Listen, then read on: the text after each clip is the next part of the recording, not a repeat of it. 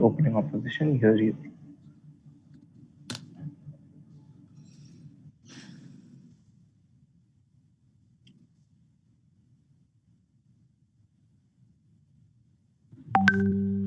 Can you hear me? Just can someone just turn the mic on? And tell me. Yeah, we can hear you. Because I just It would be better. It would be better if you're sorry. Could you repeat that? I couldn't hear you. Hello.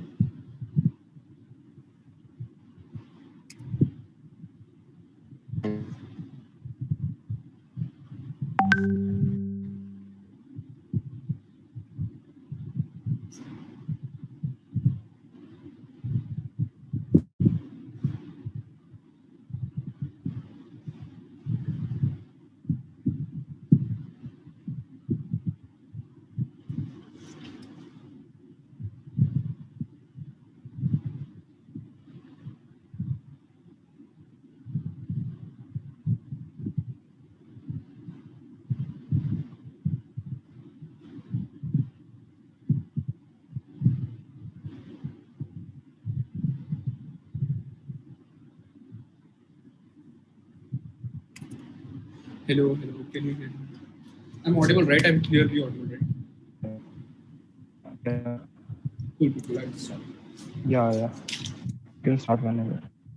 Starting in 3, 2, 1.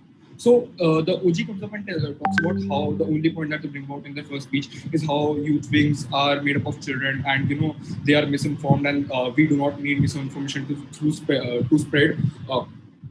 Through the means of these children, to categorize reporters to the same. First of all, on how misinformation is not age dependent, and secondly, on how their fundamental characterization of what youth things look like is flawed. So on the very initial point of how misinformation, children, these people are children and they do not understand how the world works and they could easily spread misinformation.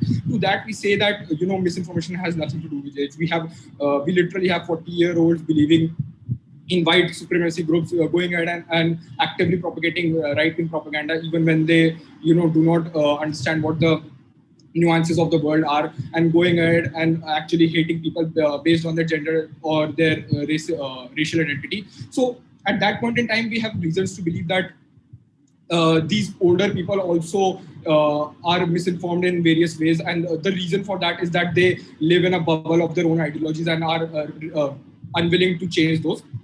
At this point in time, we believe that children in today's world are much more informed because of the fact that they have access to different kinds of information through social media, through internet, through their own friend circle, which comes from different backgrounds and different identities. And at that point in time, we believe that children can't be so much misinformed that they do not have an opinion in the world's politics, right? So, secondly, we talk about on how the fundamental characterization of what youth wings look like is flawed, right? They say that these are we characterize youth wings as wings in which political wings in which there are people below the age of 18. We fundamentally disagree with that characterization because of the fact that youth wings mostly begin in the higher college. That is to say that people start participating in youth wings, political youth wings, around the age of 16 and 17, and their participation continues well beyond into their 20s and 30s, at which point in time they legally have the right to vote, and they are part of more progressive ideas, like being part of university courses that have more liberal ideologies.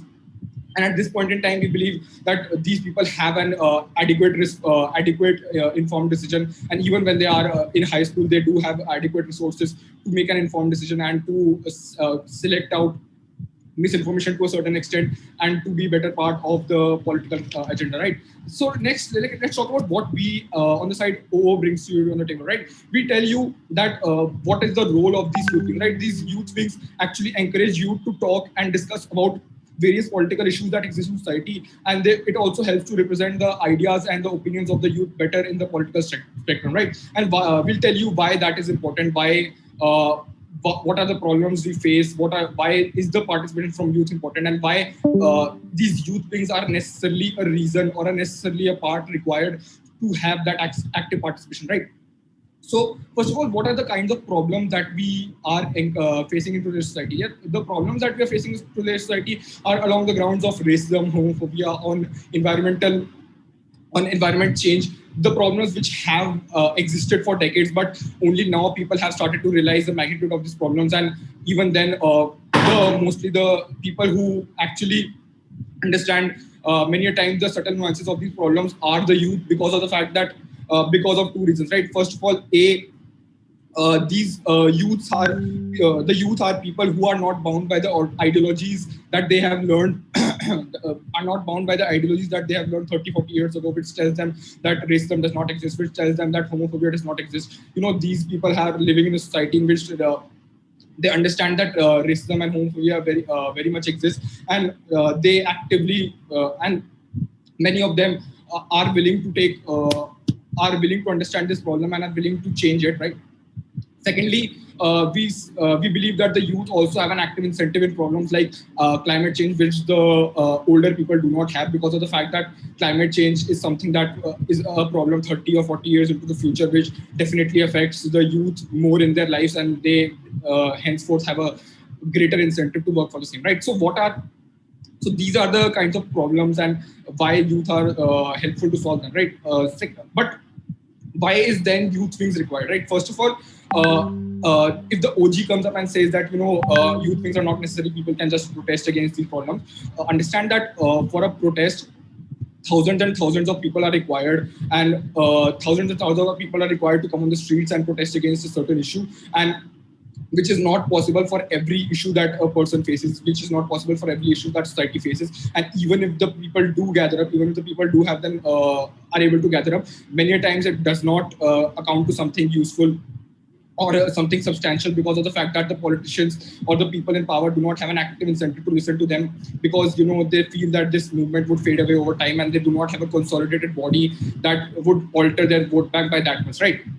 Secondly, that is why we need youth wings, right? Because these youth wings are have active participation in the decision making, because youth wings contribute to a large vote bank that these political parties might have. And when these youth wings present their ideas and the political parties go ahead and ignore them, they risk losing a share of that vote bank. And that is why they would be much more likely to listen to their opinions. Secondly, whilst younger people do understand, we believe that younger people at the same time are grappling with economic issues that exist in today's society, and are henceforth more ambitious and more willing to gain greater positions of power. And that is why if political youth wing exists, these people are much more incentivized to work participate in them, because it gives them an active chance of becoming presidents, or people of the Congress. And that is why they many people would actively participate when they otherwise would not. And secondly, it also gives them support from these political parties, which would help them enact out helpful moves better. It also gives them money for their financial support for the work that they're doing. And thirdly, and that is why I believe that many people who otherwise would not be active part of the political spectrum, despite having the knowledge, can now be.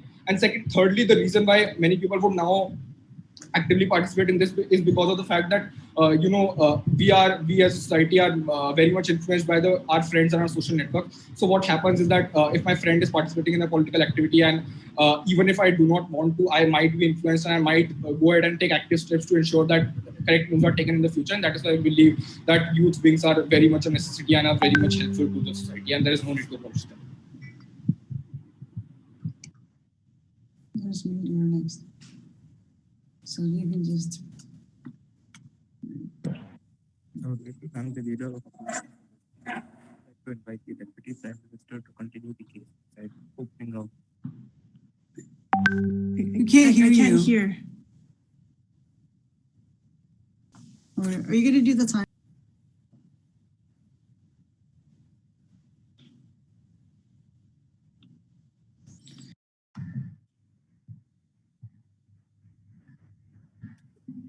I would like to thank the Deputy Prime Minister, and now I'd like to invite the Deputy Leader of Opposition. Am I audible? Yeah.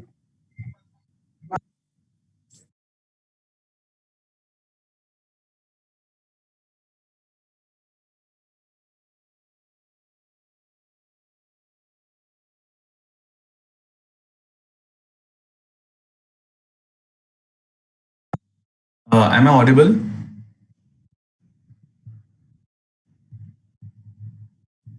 Yes. I'll start, right? Yes.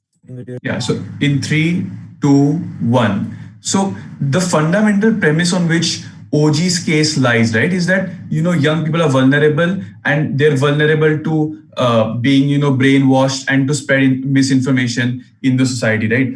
Understand that firstly we disagree with the characterization, right? We disagree with the fact that the youth wings comprise majorly of school-going kids or of people below 18, right? Youth wings majorly comprise of people who are above 18, who are above 20, who have passed out of university or are in university. And so these people are eligible to vote, they are eligible to get married. So we believe as a society that they have enough maturity to analyze things, to make decisions of their own, and have that basic maturity in them, right? So we do not believe that young people can exclusively spread misinformation, right? And we believe that even elder people and old people can spread misinformation. The reason for that is because young people, in fact, know how technology works. They know how information can be manipulated by people, which a lot of older generations do not, right? For example, you have deep fakes right now where you could manipulate a video and show that some person is saying something which is not actually speaking, right? These are things which only young generations know more than older generations, right? If you show my grandfather a video of Obama saying that Black Lives Matter is not a good movement, right? He'll actually believe the video because he does not understand or does not know the new technology like deepfakes, which has actually come up, right, in recent times, right? So we do not believe that is true. The second point OG comes up with and says, is that yeah, we are okay with with the youth taking part in politics and getting knowledge, but we are not okay with them, being aligned or being part of some political party, right? But we really do not see the problem in that, right? Because we understand that political parties can spread misinformation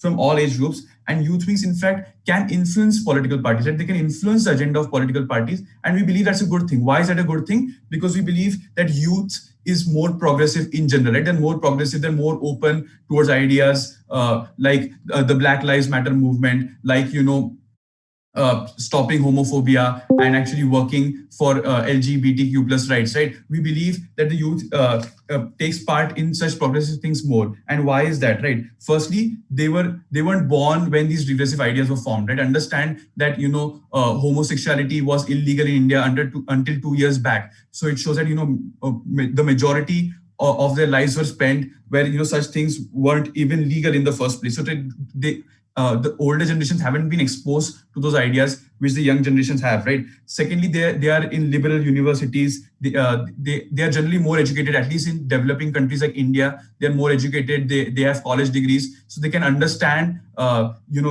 scientific facts and understand what is right from wrong, and not just get swayed away by some propaganda, right? And because they're going to live for at least 40 to 50 more years, they have a lot more incentive to change the society. They have a lot more incentive to work for things like climate change, work against things like homophobia, etc., right? So we believe that the youth has more incentive to work there, right? And then why do we believe that youth wings are needed exclusively, right? Why is it not enough that the youth can just get onto the road and go ahead and protest, right? We believe youth wings are needed exclusively for four main reasons, right? Firstly, understand that once they have support from the people in power, right? Understand if you just go ahead and protest, it doesn't change a lot, right? Look at the Black Lives Matter movement. It's been going on for 4 to 5 years, hasn't changed a lot because the people in power have absolutely no incentive to do so, right? If you have Trump in power, you can protest how much ever you want. He's not really going to change much from his end, right? So you need to have backing from people in power, and that's what youth wings have, right? Secondly, they have a lot of funding, right? Because political parties have an incentive to fund them because they garner votes for them, right? They have traction among the youth for votes, so that's where they get funding.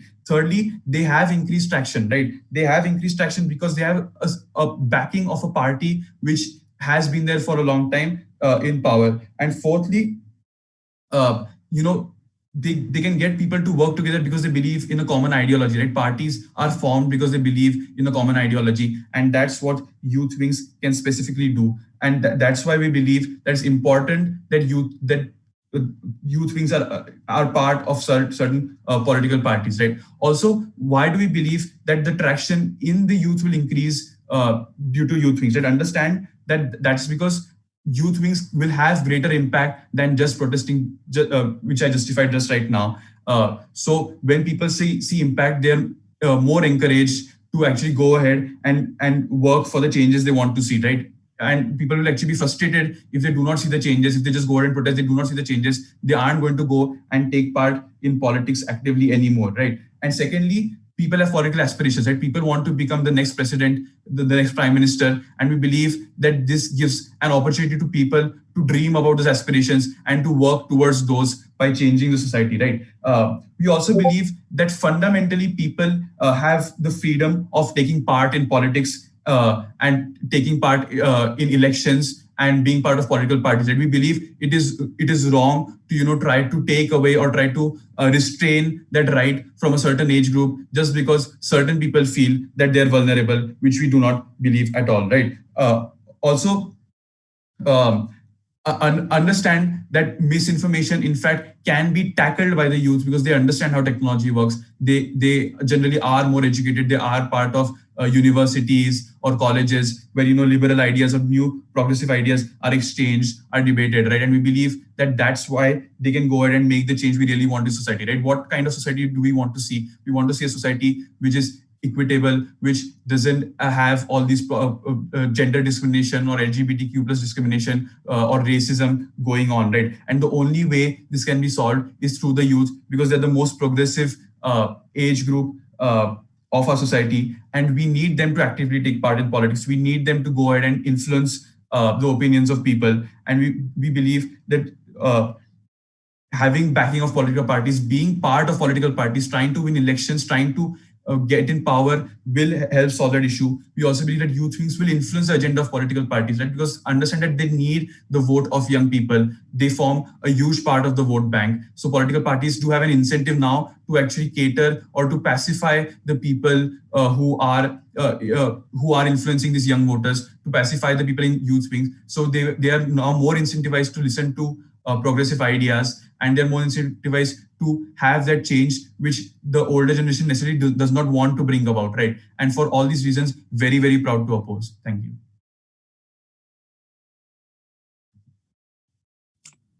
I would like to invite the member of government to indicate for site closing. Am I audible?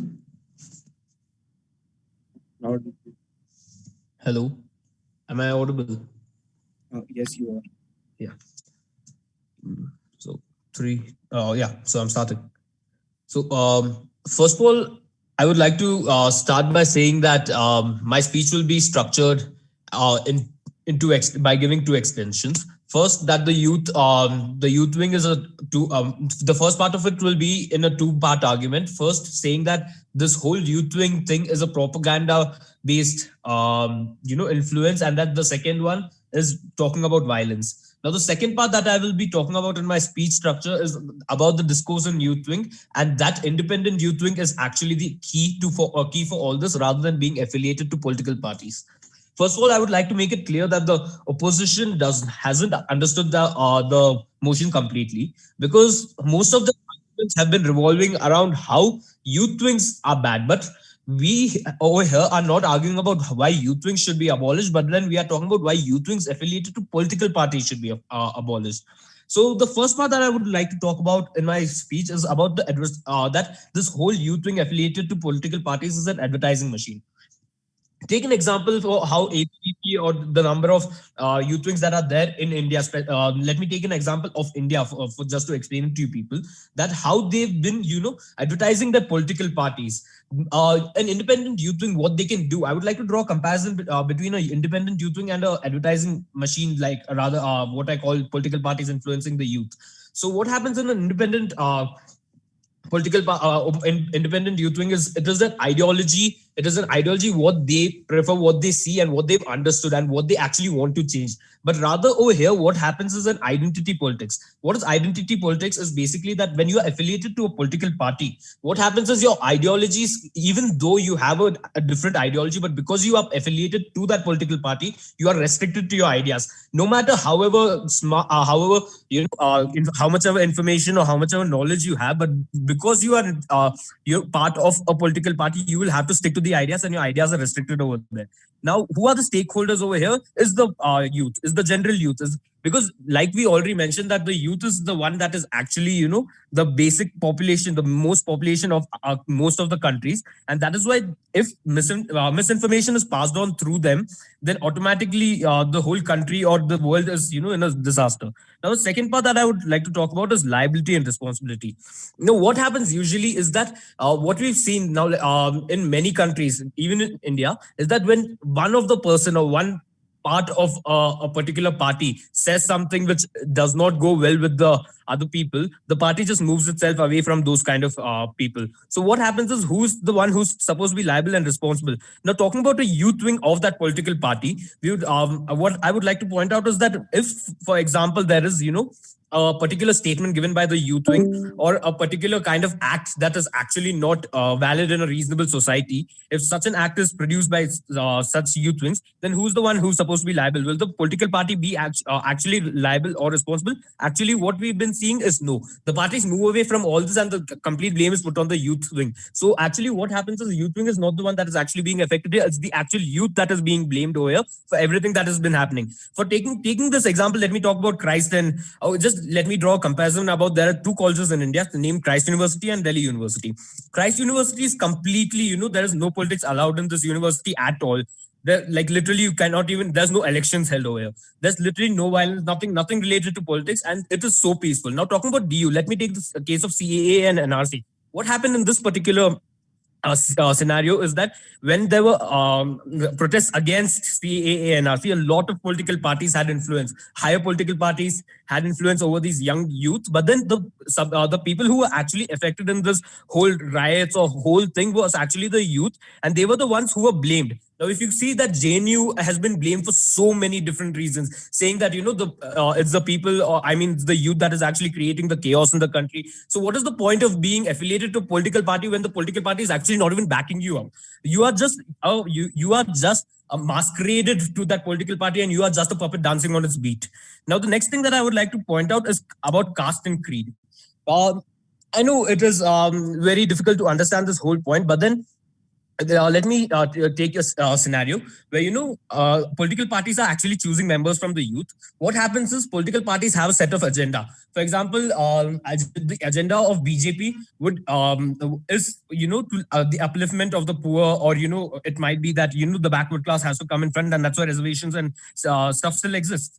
Now, taking that thing in that point, what the opposition also pointed out was about the, you know, pointed out was about vote bank. Now, for certain vote banks, what these political parties would do is they would like to choose people from the places where they can get votes. So now imagine from backward society, I can get more votes. I would like to choose a member from that place. So in such a position, what happens, even if the youth does not want, even if the youth has grown over caste and creed and such kind of politics, what happens is you are still choosing members from this, and their mind actually gets influenced. Because only when you do this kind of politics, or only when you show that you are from backward class, you are actually being recognized by these political parties. Because, and the ultimate aim for you to join that political party is for you to move forward in your political career. And to do that, you will do anything. I mean, even if you wouldn't do anything, you would at least go for a reasonable level where you can at least get into that party. And that would happen through caste and creed. So there is a division in the society, even when the youth does not want. So now, who are the stakeholders over here? The stakeholders are not the political parties, but rather the stakeholder is the youth. It is not when the youth wings or whatever we are talking about. It is the complete youth, because misinformation is being traveled. People are being influenced. There is no liability and responsibility. There's violence. Now, the thing that I want to specify over here is violence. What is happening over here? We've been seeing in CAA, NRC, and so many other, you know, in US also on this black and white matters. There's so many races. There's racism. So what we've seen in the US is the most recent one was on the Black Lives Matter thing. So there was so much that people were on the streets, people were fighting, and a lot of political parties they were using this as an agenda for their own personal gains. So in such a case, the people who are actually put in the front is not the political parties, but it's the youth. And later, when something like this happens, like I've already mentioned, it is the youth that is blamed, and it is not the political party that is blamed. The political party does not even back them up, and it is the complete youth blamed. So what's the point of being blamed for something that, you know, you are not even a part of? And this actually does not even help the upliftment of the country or the upliftment of the youth. Now, the last thing that I would like to point out is that the solution to all this is making independent youth wings and not affiliated to political parties. What happens in an independent youth wing is that you are actually subjected to the ideologies that are actually pertinent in the society, that are actually, a mindset of the people at large and what you actually believe in. So in this way, you are not actually influenced by any other political party. Thank you. I would like to thank the member of government and now like to invite the member of opposition to open the case beside closing government closing opposition.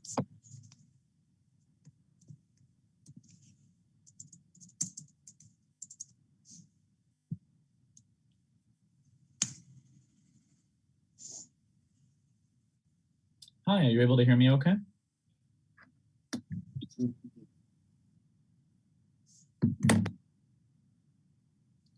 Sorry, is the panel able to hear me okay?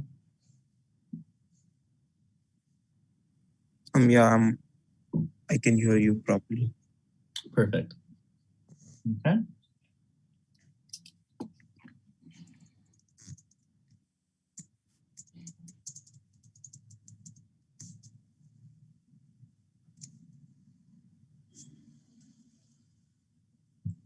The context for this debate is scenarios or situations where youth political parties already exist.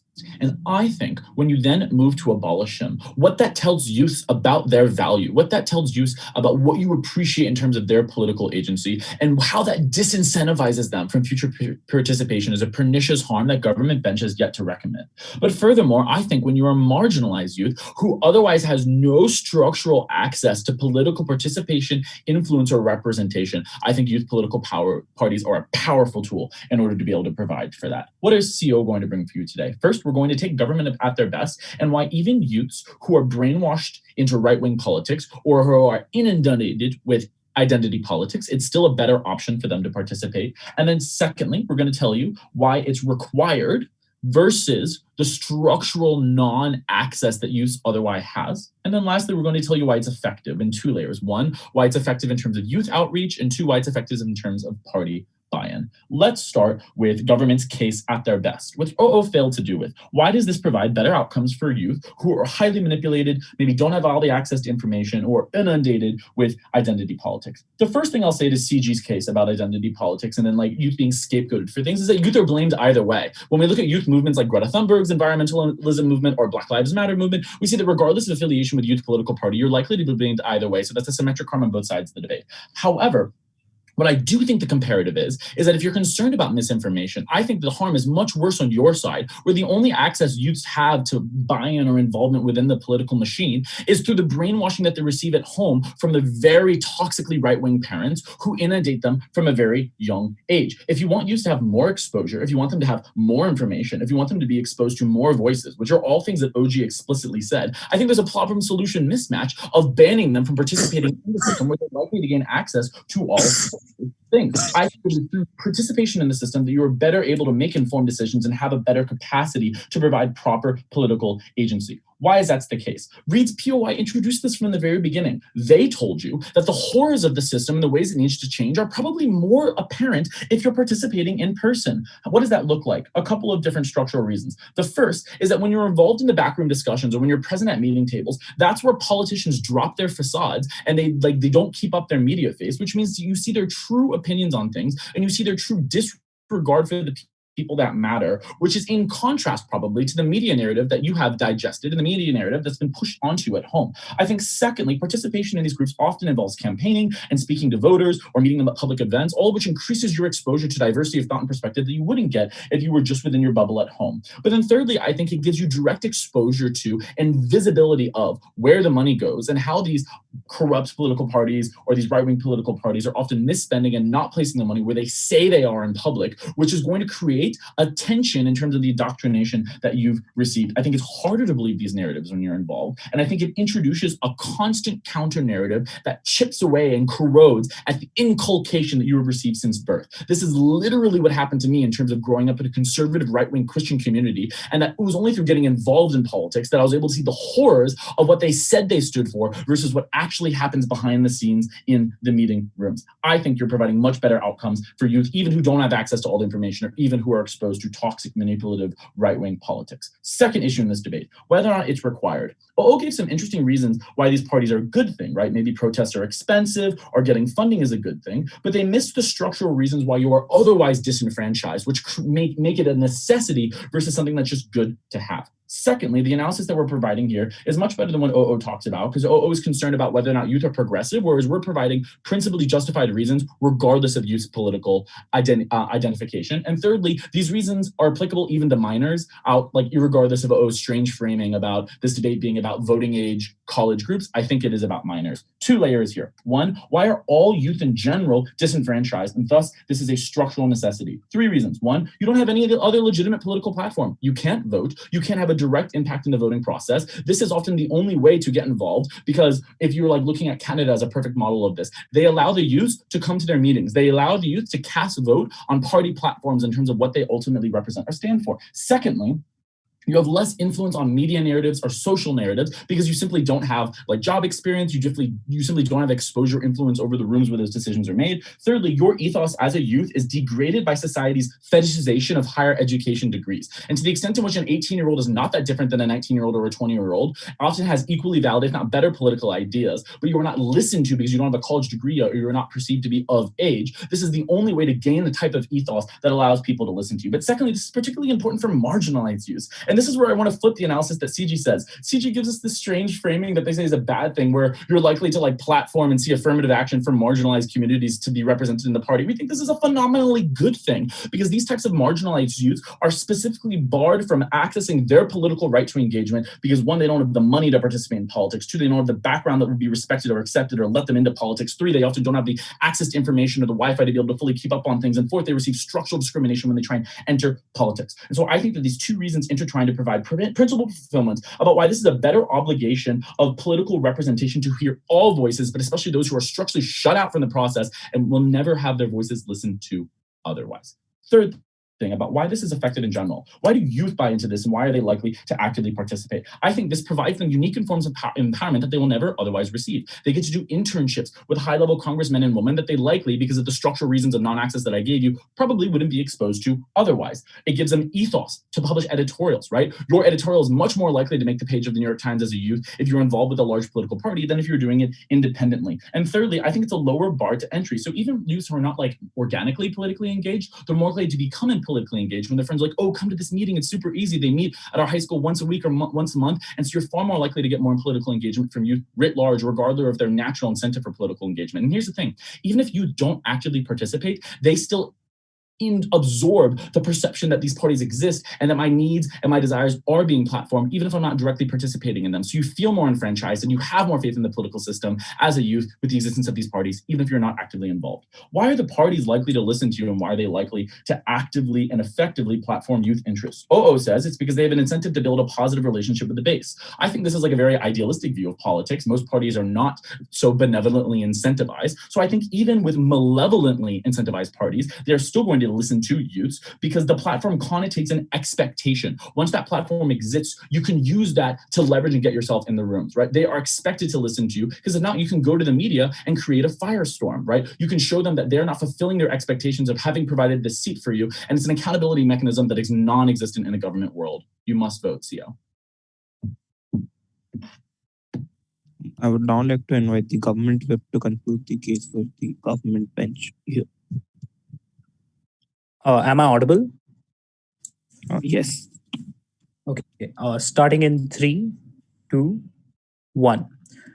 So, panel, we have listened to the opening benches where the main arguments that they clashed upon was about misinformation and about how political parties are affiliated to these youth wings and what youth want and what the representation through a youth wing can be achieved and what all issues these marginalized people have that can be represented through these political wings.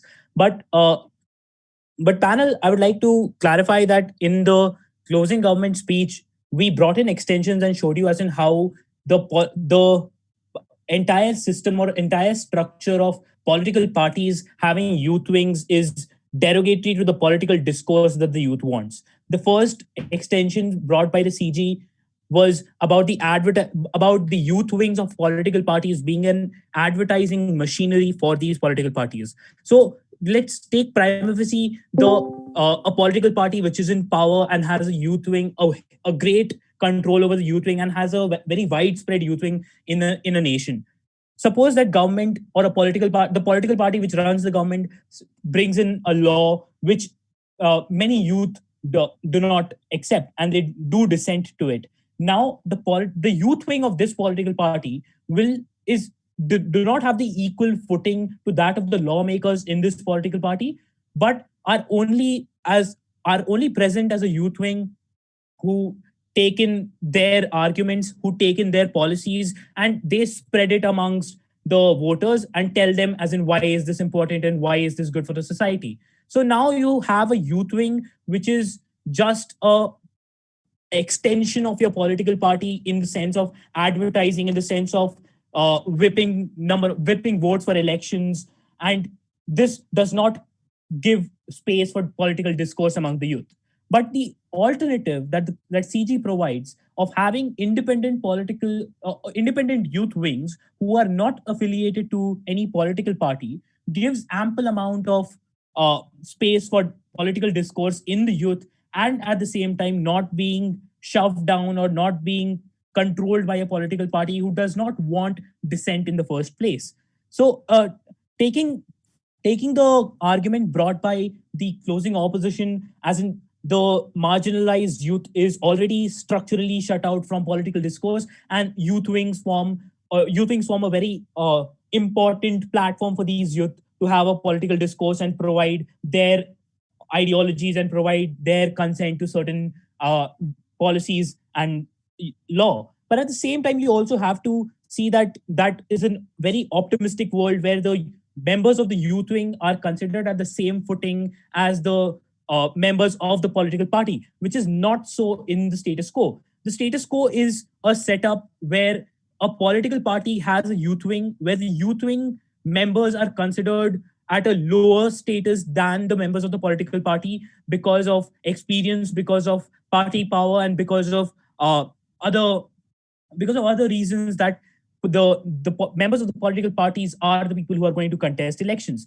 Therefore, at the starting point itself, you have the members of the youth wing at a lower position than the political members, and therefore it is the equal footing on which the entire argument of the closing opposition is based on is false. And at the same time, the second extension brought in by the closing government, as in how the youth wing will be used as a scapegoat, and they are usually put forward for protests, who are put forward for activities which may involve no responsibility from the political party.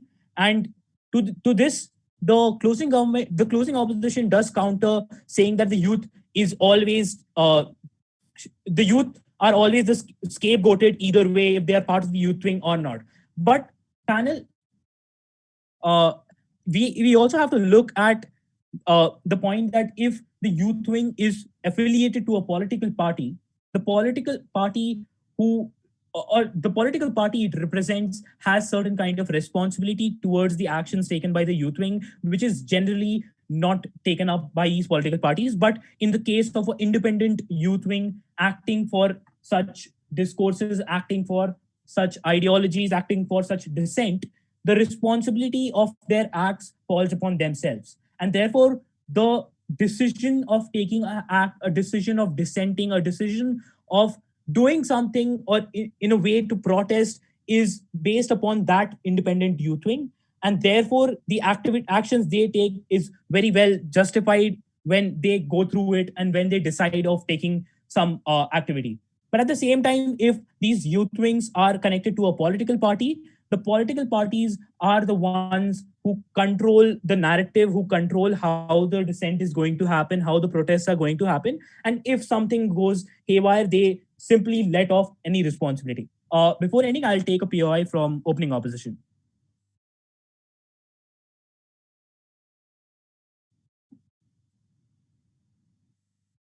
Opening opposition. Yes. You can hear me, right? Hello. Yeah. Even if they're on unequal footing, abolishing these youth wings would absolutely demolish any chance of them having a say in political discourse. How do you counter that? Taken. The reason that, or the premise that they are not at an equal footing now brings us two alternatives. First, a youth wing that is affiliated to a political party, and a youth wing which is independent. Now, the youth wing which is affiliated to a political party, as the member of government discussed, will be boxed into certain ideologies, will be boxed into the ideologies of the main political party, which is not what the closing government wants. The closing government sees an independent youth wing, which, although again not at the equal footing with the political party, but still has a better independent political discourse than a youth wing which is affiliated to a political party. Now, this independent political discourse is what matters, is because when you are in a political party which differs, whose ideologies on some points or some issues are not matching yours, and you want to dissent to such ideologies or opinions, you cannot, because because you are at an unequal footing, and a dissent to such a ideology may lead to excommunication from that youth wing. And this also brings back the point that the being boxed in that ideological or political ideology removes your independent opinions from the political discourse that you take place. With that, proud to propose. I would like to invite the opposition whip to conclude the debate. Here you. Hi, is my audio? Is my audio clear, please? It's fine for me.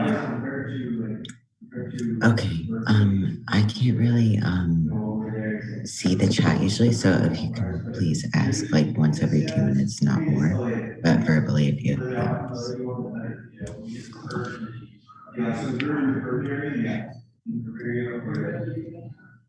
Turning on my timer.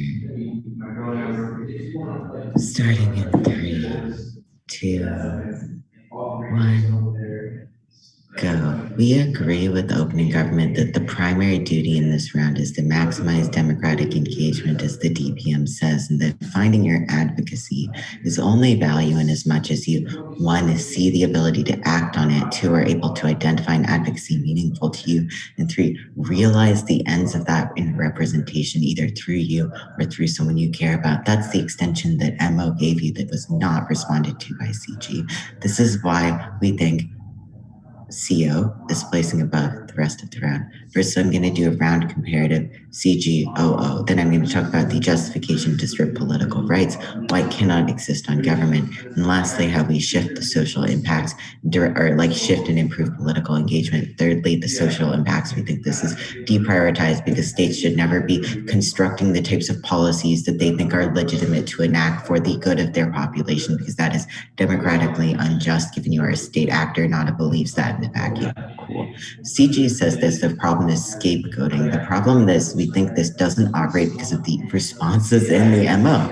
Firstly, there's an incentive that the parties have to draw young people, and they need the voters' consolidated base. So they're not going to scapegoat them because that looks bad. The parents don't send the children don't participate. Secondly, we tell you that specifically you want a positive image to attract support, which you disrupt at the point you show that you're using the most vulnerable members of your group, the most innocent members of your group, as the cost. And thirdly, we think specifically you're reliant on the political fervor of the types of extremist parents Josh talks about to be massive mobilizers within your party, which means you can never actually trade off with the children or risk the children being scapegoated, that loses the massive donors, the people who always show up to rallies, the people who always write their representative, which is why that falls out. Let's go into OO. OO proves there's a value to the ideas that young people hold and tend toward difference, which can be good to have within a party. They never explain why this is unique to having these youth wings, specifically because these are engaged youth regardless. Their ideas are going to exist and be pushed regardless of the youth party, which means there's no distinction in whether or not there's a youth wing of the party to channel this. They're still going to vote me here anyways. There's no distinction in the impact. Therefore, they're less able to challenge this one within a youth party because of the very OO analysis they give you, that you start to associate your political future, i.e. your entire future as an engaged youth, with the political opportunities of the party, like being a senator. And secondly, as the DLO tells you, you have a value for the shared uniformity of the idea within the party, so you never want to challenge it, which means you get a more static interpretation of parties on opening opposition. Josh demonstrates, one, how political parties change through the development of ideologies in ways that provide better democratic access for the individual themselves, and secondly, how democratic youth party wings shift who engages in politics at all, which is why we mechanize ourselves above opening opposition who can't access their impacts here. Justifications for stripping political rights. The MO uniquely tells you, but then no other way exists to access political voice. This transcends any other formal ways of realizing that voice, because Josh tells you that the problem with having a vote later is it's never good enough when you feel like you're disproportionately and arbitrarily locked out of representation and locked out of the vote. And therefore, it's always unjust because you never have the types of representation you need. Josh gives you two mechanisms unresponded to here. Firstly, the disenfranchisement that you experience when you never want to vote because you're never voting for a party you see as representing you. Secondly, the resentment when you see specifically the types of political platforming that you never want to participate in. Even if the platforming CG talks about is performed, if you still see leadership within a party that you know you can be part of, which means you're more likely to be a leader, you're more likely to buy in, which means even if MG is true that you get more homogenized ideology as per OG as well, we think that you're more able to access the types of people engaging who provide counter ideologies through challenges either in their vote or in their participation. Next layer, within this next layer of analysis, the DLO tells you there's a right to participate given there's other avenues to participation like debate and media, as OO says. I don't know why this is the key. Josh is the person who demonstrates this by saying this is a unique type of political voice you only get through the youth wing of political parties, specifically because there's blocked out for many groups of people from other types of political engagement. Josh tells you there's the media narratives associated with youth, that some youth are never represented, and specifically when they seek representation, they're restricted by the money they have, the group exposure they have, which means privileged ones are the ones who are seen, or no one at all. But also, last, specifically, Josh tells you that parents tend to co-opt the representation of the ideologies of the youth in two ways. Firstly, in terms of how that youth is seen ideologically within a social context, which means their views are never represented while they're youth. But secondly, and specifically, how that youth is able to see and represent their ideologies when they're in the types of restrictive cultural spheres. I literally POI to the PM, and there's no response, which means the only way to access the types of representations of the values, individual experiences, and political costs that everyone in this round agrees youth have is through providing them in direct access to a political party through which they can meaningfully represent that and meaningfully access the diversity, or at least more of a spectrum of political narratives than exist within their household. Misinformation doesn't mean you don't have consent to participate, again, dealing with opening government. Look, this is not uniquely true because it's also true of adults as well, and we don't think it's a reason to give or restrict access to political voice because we're not talking about a vote, which already counts for that age gap. Secondly, the OO talks about you can filter and break bubbles of misinformation through youth. The DPM says, but you're reproducing a new bubble for youth. My POI to the PM literally resolves this. There is a deadlock on top half of regardless of whether there's more or less misinformation about youth for youth, it's about creating a more informed future voice. Why? Specifically because you get better and access to the future voice of when you're voting and et cetera, because you expand the ways in which there's interactions on politics. Josh and I both tell you, including in the POI, that you tend to be born into a specific cultural and political set of ideas, especially for highly politically engaged youth, which tend to be homogenized by where you live and homogenized by your family. The only access to challenging that specific formalized structures that the youth party gives you. The opening opposition takes my literal POI example and talks about debates, but Josh also talks about the types of discussions you have within different ideas within a party, types of protest and advocacy closing government also agrees about, which means you expand the breadth or spectrum of political ideologies that the youth can identify with in their experience, which one means that you either get better shifts and that means they're better representing their political advocacy, or two, you get a more informed understanding of the political advocacy they have. We don't rely on fiat of what policies you think is good like everyone else in the round. We tell you it's about empowering the individual and why the state has a duty to do that. What are the social impacts? Why do we think they're better on closing opposition? Note specifically that we force an incorporation within the party, or at least increased exposure within the party, to a diversity of experience and viewpoints that are currently locked out. which means even if you don't directly access the types of, which means even if you don't shift the set of ideologies that exist, they become more informed and you give direct access to political power for the people who lack it now. Oppose. I would like to thank all the speakers for what was a great debate. I would request you all to virtually cross the floor and shake hands and step out of the breakout room so that the panel can discuss and agree upon a verdict. Thanks everyone for a great debate.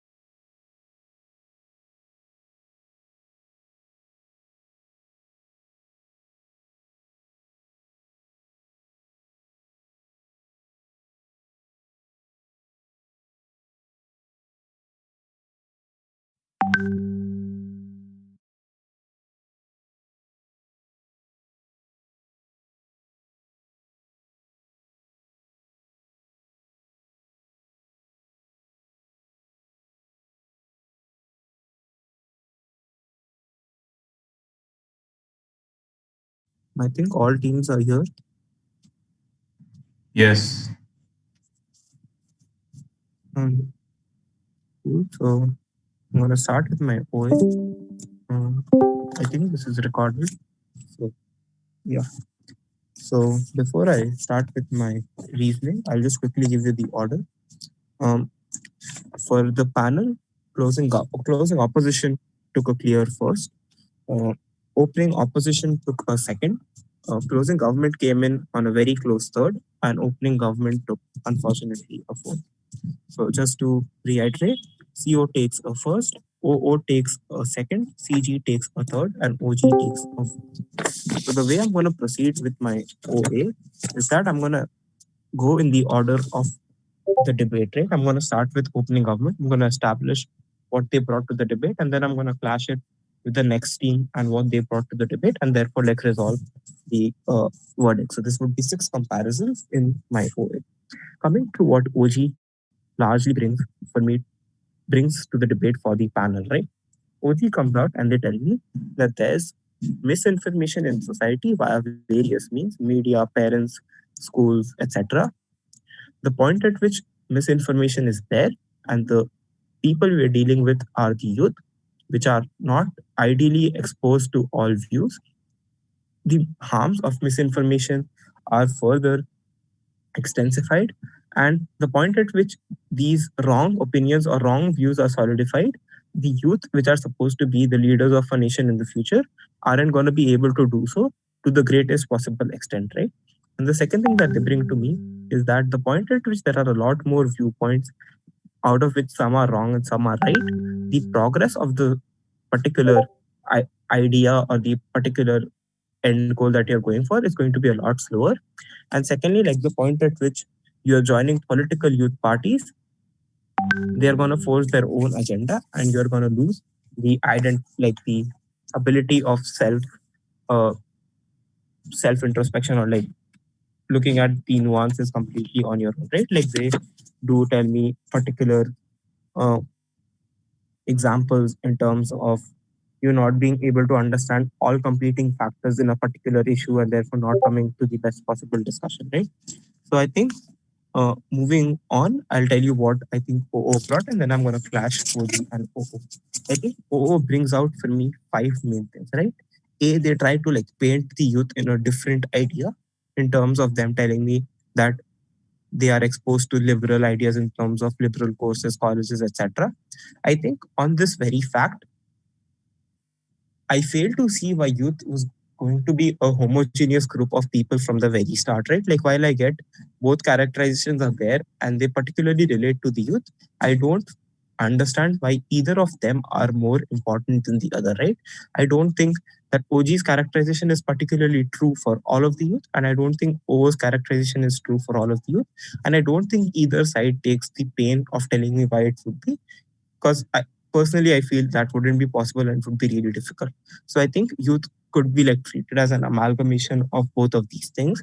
So I don't really think that weighs into any particular clash. Secondly, I understand from OO is that the youth has specific issues which makes it imperative for them to gain representation on either paradigm, right? So they tell me things such as climate change or racism or homophobia, which are things that the youth particularly cares about a lot more than the previous generation, have to have a platform to go out there and like spread their ideas or engage. Thirdly, they say for political parties and people in power to care about them, they need consolidation, right? They tell me that they need a structured way of dealing with these things because protests don't really work every time and it's very difficult to organize these protests in and of themselves. Fourthly, they tell me that there's some sort of an increased traction, right? They try to mechanize it by saying things such as you join a political party, you are exposed to various different things. Even your friends and family are therefore like exposed to a bunch of different things. Why are you? I don't think OO does a lot more than this. And lastly, they say that these form the political careers of these people.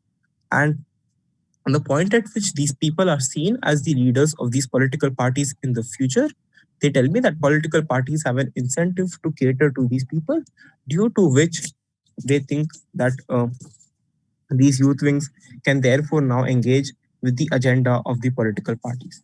Now, why do they particularly win oversight opening government? I think it's due to three main reasons, right? I think the very metric that OG sets for itself in terms of justification is that these youth political parties do a lot more harm than they do good, right? While I do think OG tells me some sort of harms, I don't think they are able or willing to engage with the counterfactual OO sets up in the fact that the point at which you ban these sorts of things, specific issues such as like engagement or climate change, engagement for the youth and representation, or like specific issues quite literally in terms of climate change itself, are not taken care of because these political parties of the past or the people in power who are poor do not really have an incentive to take care of these. The point at which there is no youth political party to like push forth this agenda. I think this is something that's exclusive and something that's an intuitive harm that OO brings out, which is a lot more bigger or a lot more relevant to the debate. And secondly, on OG's misinformation point, I think OO does enough in the sense that they tell me that misinformation is not something that's particularly related to age. They tell me that even when you're older or like even when you're younger, it happens because you live in a bubble. And thirdly, on the nuances point, as in whether or not the youth are able to grasp the nuances, the point at which they're indoctrinated into a political party, I don't think that side OO were the best team to rebut this. I think CO does a lot better, but that'll come later. But I think what they do enough for me is that they tell me that even if they don't grasp the nuances, there are completely specifically new issues that they bring to the table that weren't there already. And like even if they don't grasp all of the nuances and that they're held back by the political party's agenda, there's at least some sort of more discussion on these issues. They don't tell me why this is very, very important, but I do think this is a benefit over side OG because they tell me that this is something that is better off on their side, and this is something that OG misses out, the point at which there is no youth political parties. Coming to side closing government and what they bring to this debate for me, right? I think the one main nuance that they bring to me in terms of characterization is by bringing this idea of why the concept of youth political parties being linked, why youth wings being linked to political parties is something that's really wrong, and why independent political parties have to be like the way forward, right? I think while they do bring this sort of a thing, there is one main problem that the panel identifies in terms of them not being able to build up a model, right? So when CG comes out and says that independent youth wings should be there, and there are XYZ benefits of that over youth wings that are associated to political parties, we as the panel expected you to do a lot more, in the sense that you had to tell us that how would these youth wings particularly form on your side of the house, whether or not it would be as effective as something that's related to a political party and has the backing of a political party. Thirdly, you had to tell me, like, when this independent youth wing is formed, how would the representation or how would the people in there like function, and whether or not that would particularly relate to engagement, right? I think these were a few things that you should have done for like a better idea of what independent youth wings are, right? Without these, we went forward with a general idea of what independent youth wings were to like the average voter or like to like the panel members for this debate, right? So I think on the basis of this, I get two main ideas, right? The first idea was how a youth wing for a political party is basically a propaganda machine. And over here, I see four main like sub points or sub ideas. Firstly, you tell me how they're going to be treated as the battering ram, and the political party isn't going to care about them at all. So when you tell me that they're considered battering rams, I think you directly like engage with OO's point of how political parties have an incentive to take care of these people because they're seen as the future leaders of the political parties, right? And especially since you were coming after them, I think you had to do a much better job at rebutting that sort of thing directly. So when you come out and say that they're treated as the battering ram and they're going to not be like taken care of and they're going to be liable for their own views, I fail to particularly see why this sort of a rebuttal is more important to this very fact that these political parties see them as the leaders and have an incentive to nurture them, right? I do agree that does not particularly flesh this out properly, but I also do not see you completely taking that sort of a line of argumentation down, right? And like at best, I think it was a wash. But considering like the rules of BP aging, I still think slightly edges out over you, right? Secondly, in terms of ideas being forced upon these people, right? Again, I think this was something that was there in OG to some extent. I do agree that you do mechanize it a bit better.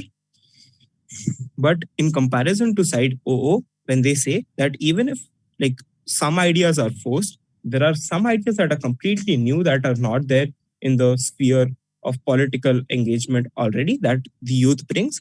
Again, I do see that taking a slight edge over your argumentation as like it expands the scope of the problems being discussed. Like while the individuals might be thinking about certain issues in a certain way, the entire political spectrum is now thinking about a lot more issues, which I think directly clashes. And again, I think is slightly more superior in terms of argumentation. Thirdly, you tell me within the political party, they're treated as inferior. I don't particularly think you go beyond that and you tell me how that's really true, right? And again, this comes into direct contrast with political parties trying to make a next generation of political members from these youth wings. Lastly, you tell me that they're treated as vote getters and only as a group of people who have like a certain identity in terms of caste or other characteristics like that, right? I think this sort of a thing directly clashes with an idea of how you need consolidation in the very first place, right? So when you come out and say that these people aren't treated as anything more than just tokenistic representations or people who can pander to like certain castes that the political parties care about, I do not fail to see why that's something that's harmful enough for me to go out and ban this sort of a thing, right? Because I think it's largely symmetric when like political parties select candidates for other things. And like even if that sort of a thing is not true, I do think when OO comes out and says he like you're getting more increased traction, you're getting a lot more engagement, and these people feel represented. I don't see how this sort of a treatment for these people is more harmful than the social benefit that side OO is providing, right? So I think on all four of these ideas, there were some preemptive arguments there in OO. And considering you were CG and you had to take them down completely, we don't think that you were able to fulfill the burden. While we do think these were a lot of small things that came together to give them the edge over you, we don't think that you were able to completely take it over them, right? So you largely try to co-opt their benefits and like then put out harms of your own.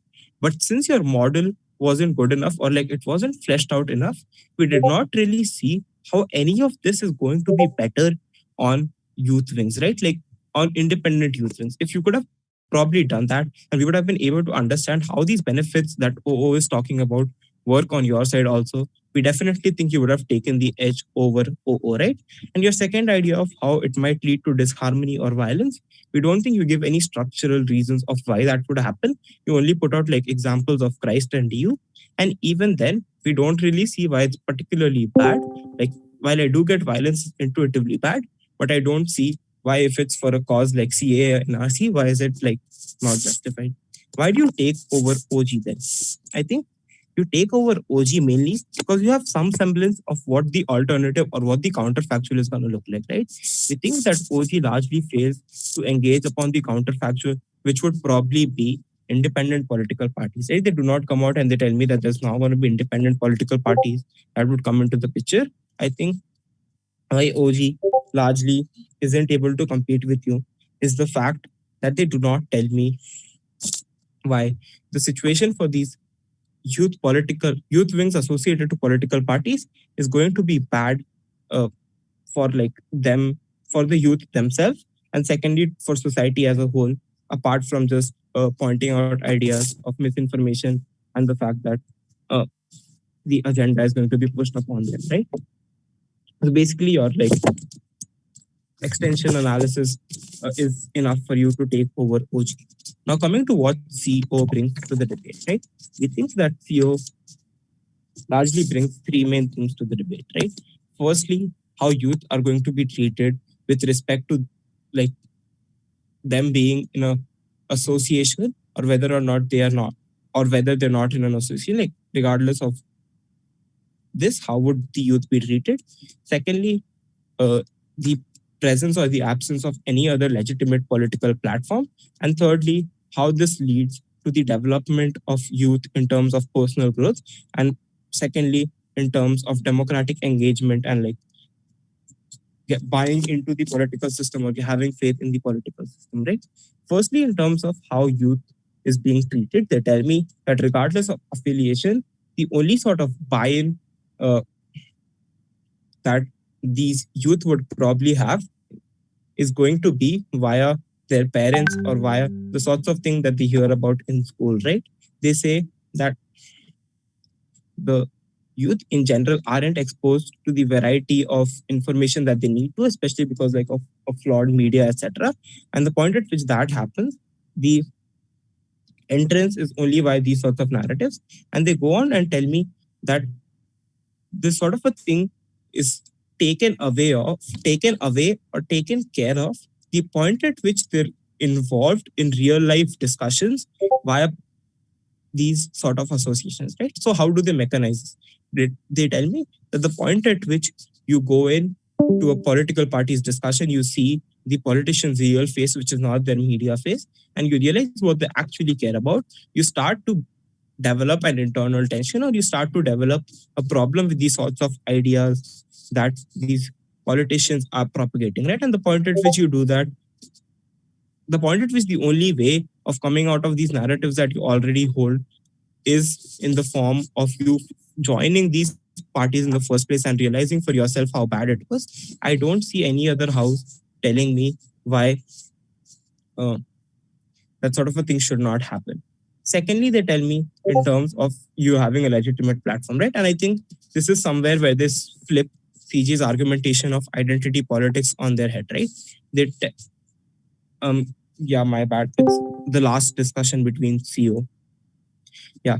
So when they come up and they tell me that in terms of legitimate political platform, especially for the marginalized youth, their right of engagement, their ideas that they want to push forward, the sort of discrimination that they're facing is only taken away or is only taken care of the point at which they are associated with a political platform is something that's an exclusive benefit on their side. And they tell me that without a capital without any sort of social capital or a degree, you aren't going to be listened to and you aren't going to be provided with enough of a benefit. And then they relate it to the youth by saying that this is something that's characteristic of the youth, especially in the marginalized communities.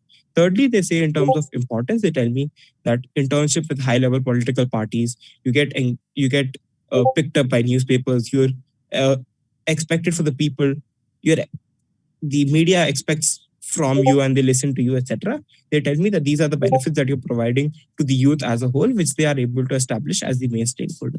How do they particularly engage with like CG, right? In terms of CG saying battering ram, they tell me that the youth are blamed anyway. They're not treated properly. They're not given the proper ideas. So I think CO completely takes it over them, right? In terms of forced ideas, the same thing in the sense that the parents are forcing ideas, the media is forcing ideas, and in general, like ideas are only being forced. And the point at which they're able to see the real thing on their side, it's an exclusive benefit for them. Thirdly, in terms of them being treated as inferior, right? I think this is somewhere they take a step further from OO and they tell me that they're even needed as voters in the future, right? Like apart from just saying that they're going to be the political leaders in the long run, they tell me that they're needed as the voters. And like they also say future of the party, but I think that's there in OO. But I think they're needed as the voters is a bigger thing there, right? And more responses to this were that how they're mis and underrepresented, right?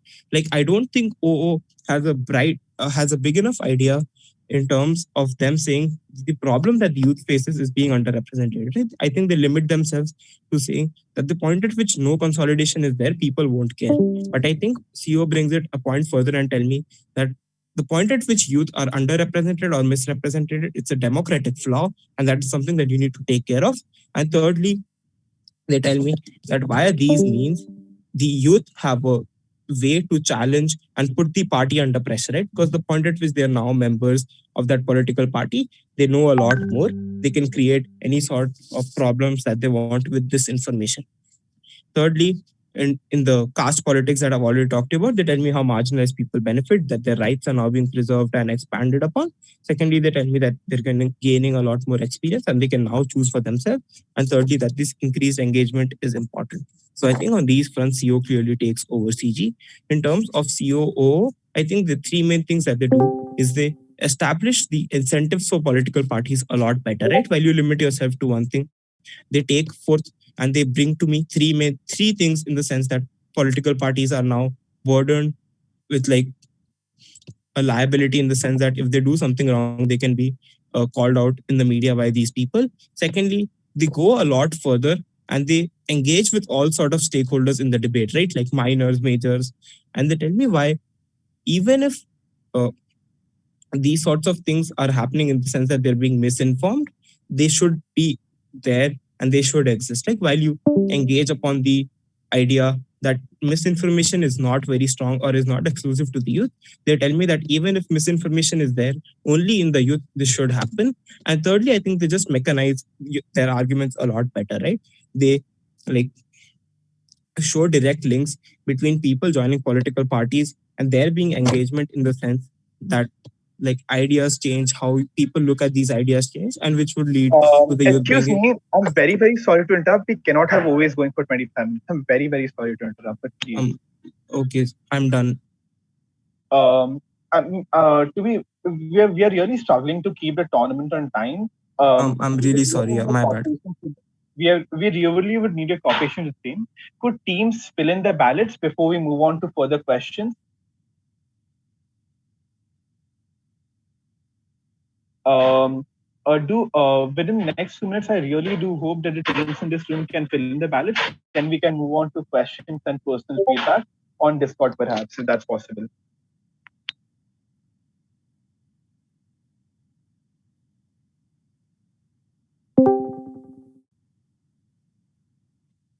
Also, do note, we do have judge on judge feedback, which is the chair fills in feedback on his panel and the panel fills in feedback on the chair. So it would be great if you also take this time to fill in that feedback. once again, I'm really sorry, but we are trying our best to stick to time.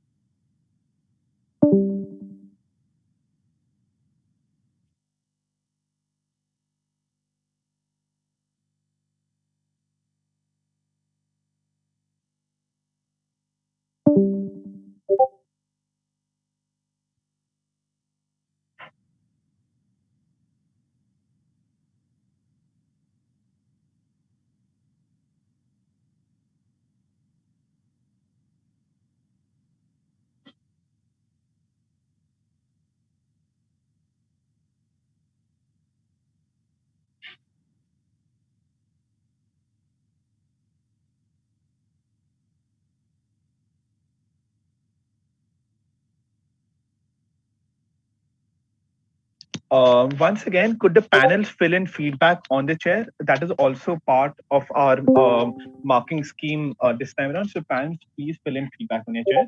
Teams have mostly filled in their ballots. That's great.